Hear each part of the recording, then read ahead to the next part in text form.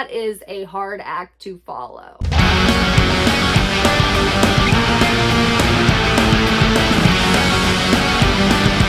What's up, my fellow headbangers? I'm Courtney, aka the Versatile Virgo, and welcome to my YouTube channel. I run a metal lifestyle website, theversatilevirgo.com, which focuses on the best things in life: music, food, and sometimes fashion. So if that's something that interests you, make sure to check it out. I've linked it in the description below. Meshuggah has just released their highly anticipated new album, Immutable, and as a Meshuggah fan, there was no way I was going to miss this release. So of course, I had to come to YouTube today to give you my first impressions album review of Meshuggah's Immutable. And today, we're going track by track. Broken Cog opens the album with drum beats that just make your heart pound. It's that anticipation feeling of like, oh shit, we're about to hear new Meshuggah. And then the rest of the instruments start to creep in, and it just builds the anticipation even more. And in typical Meshuggah fashion, this song starts to feel like it's putting you in a trance.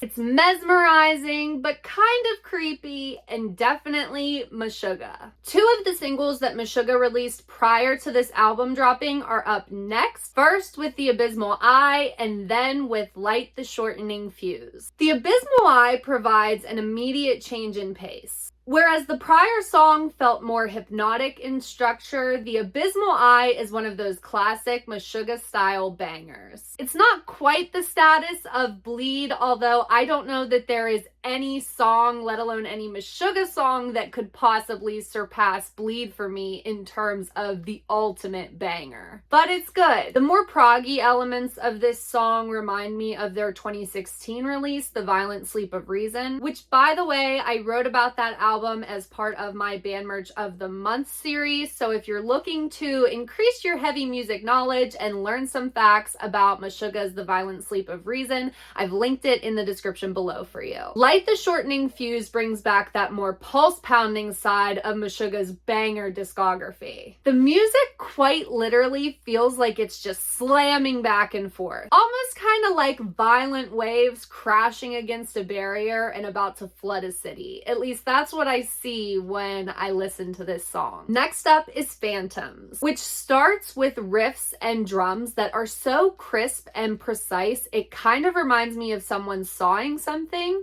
It's methodic and clean, but still vicious. And then the song starts to spiral out and become even more violent sounding. And that's just before it becomes even more outrageously vicious, both in the vocals and in the instrumentals. Even the distorted sounding guitars just sound angrier in this song. Ligature Marks is up next, and this song immediately kind of had me like, ooh, what's this? It's still Meshuggah, but it has a completely different vibe. Those hypnotic riffs are still there, but they almost are kind of more sultry sounding. And even the drums have that feel to them when the song starts. It really just grabs your attention. It's another very drum heavy, bang your head kind of track. But I'd still consider this song a little bit more stripped down in comparison to the other songs that we heard prior. And what I mean is it's still very heavy and it's still very Meshuggah, but it doesn't have a lot of those kind of drawn out proggy elements that we hear in a lot of at least newer Meshuggah songs. It's one of my favorite tracks just because it's so different from everything else. It's still very brutal, and it ends with this really awesome instrumental interlude.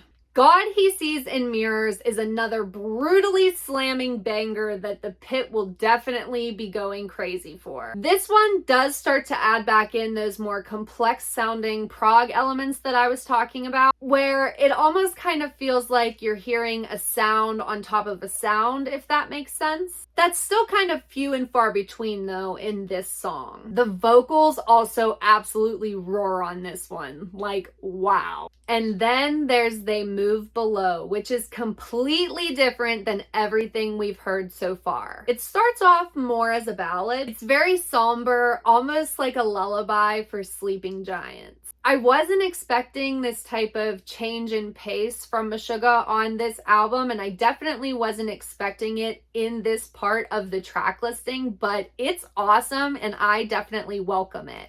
Then at about the 2:25 mark, it sounds like those sleeping giants have awoken because Meshuggah's classic style of dark heaviness comes crashing in. This is actually one of the tracks that kind of made the album for me, to be honest. It totally caught me off guard and was definitely a wow moment. It has some of my favorite guitar moments on the record, and there was just so many times throughout this song that I was just like, wow, this is why I love Meshuggah. This song is over 9 minutes long and it's completely an instrumental track, but it doesn't lose your attention at all, and at no point are you saying to yourself, okay, when are the vocals going to kick in? Or is it just going to be instrumentals the whole time? Because this song in and of itself is a journey. Make no mistake, one of the reasons I love Meshuggah is those powerhouse roaring vocals, but this is easily one of my favorite tracks on the album. Just truly an amazing piece of music. Kaleidoscope follows that, which is back to those typical beastly heavy sounds that we expect from Meshuggah. It's a great song, but it's pretty standard Meshuggah, so it's not necessarily a standout track for me, especially coming from the epicness we just heard. I mean, that is a hard act to follow, but it's still a great song. Black Cathedral is another instrumental track that kind of gives off more of a blackened death metal vibe at the start, which is another thing I wasn't expecting from this album and another thing that makes me like it.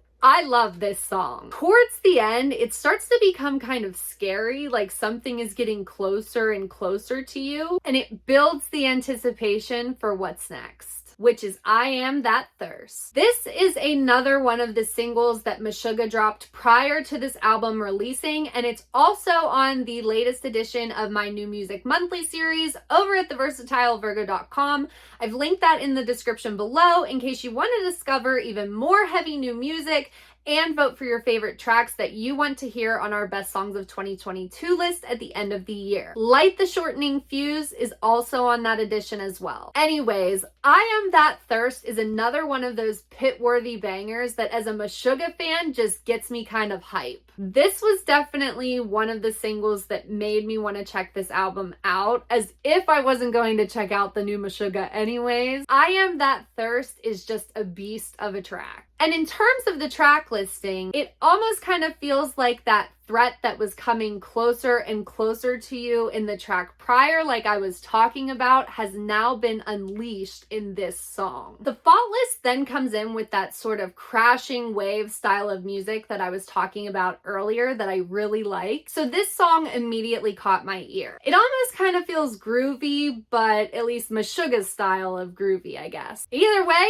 I love it. Armies of the Preposterous comes zooming in after that with a completely different pace and overall vibe. It's very fast, it's definitely aggressive, and musically, it kind of makes me envision what an Army's advancement might be like. It already has that sort of marching beat to it that gives it that vibe, but as the song progresses, it advances through different musical landscapes. And it's very brutal and intense, especially as it continues on. The final track, Past Tense, also comes in with an immediate change of pace. It's an almost acoustic, over 5-minute long instrumental track. It's somber, but very dark and evil sounding. And in certain moments, it starts to feel lighter, but then it immediately goes back into that deep, dark heaviness. The song starts to expand and add more elements around the 1:30 mark, but the vibe doesn't change, it just grows. And it kind of feels vengeful, I guess, like this isn't over. It's another song that is taking you on one last journey. At around the 2:30 mark, this song starts to change the pace again. It becomes more hopeful sounding, like the sound of moving on, but more reflective. As it draws to a close though, it again falls back into that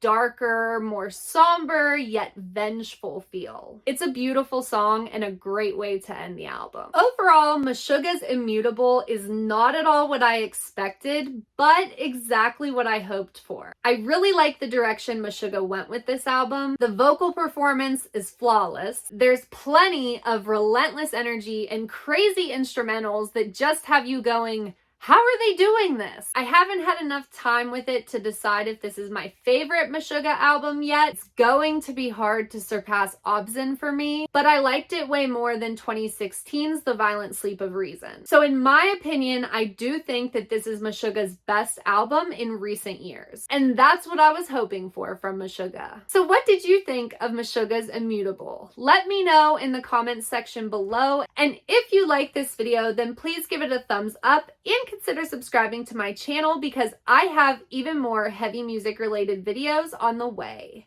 Thanks for watching this, everybody. Have a great weekend and stay heavy.